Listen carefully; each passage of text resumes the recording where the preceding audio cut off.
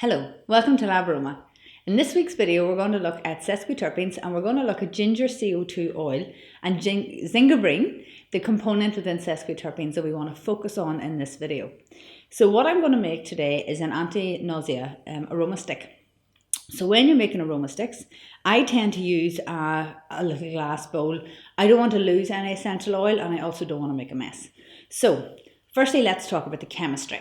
So sesquiterpenes are typically known for their anti-inflammatory and carminative properties. They tend to smell quite nice too, but the one particular component we're going to focus on today is zingiber.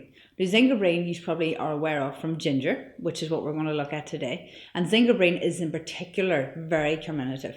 Used a lot for digestive problems, muscular aches and pains, but we're going to focus on nausea today. So the three oils I'm going to use is bergamot, ginger CO2, and basil, and I'll explain why I'm using the CO2 of ginger and not the essential oil in a minute.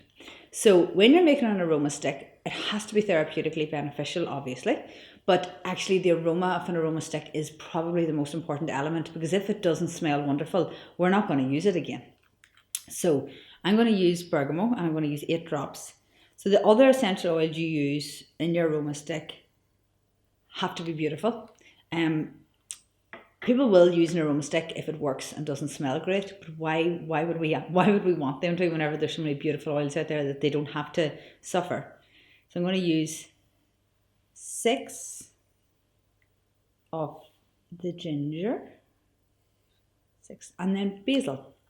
So basil is also a very nice oil for nausea, but 2 drops I always find is loads. 2.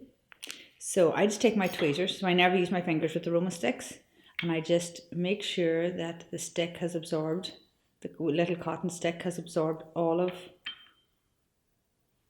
the oil. Then I take it, I pop it into the case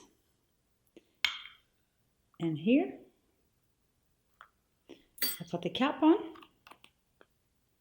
and that is my aroma stick. It smells beautiful.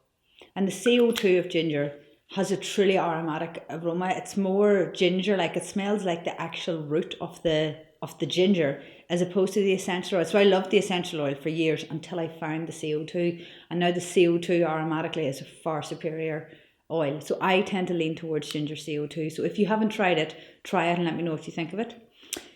This blend is 29% sesquiterpene, but it's 12% gingiber, so really high in zingiber, which is exactly what we wanted. It's a top middle note, so not too powerful, and it's very energizing. It's also very nice for the digestive system, so nice round whenever you're eating large meals or your digestive system is playing up, but anti-nausea is what it is best for. So try it and let me know what you think.